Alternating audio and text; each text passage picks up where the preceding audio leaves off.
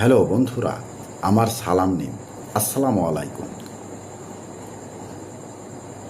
আশা করি আপনারা সবাই ভালো আছেন ইনশাল্লাহ, এবং আমার প্রত্যাশাও তাই।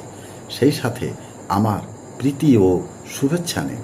আজ এ পর্যায়ে যে বিষয়ে কথা বলবো তা হচ্ছে, স্বল্পতেই সন্তুষ্টি থাকতে পারে এমন মানুষই জগতে সত্যিকারেই সুখী।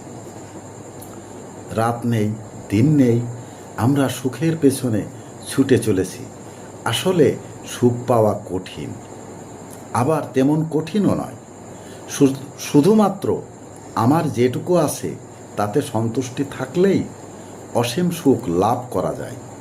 মনে রাখবেন, আমাদের জীবনে সুখের সবচেয়ে বড় উৎস হলো সন্তুষ্টি।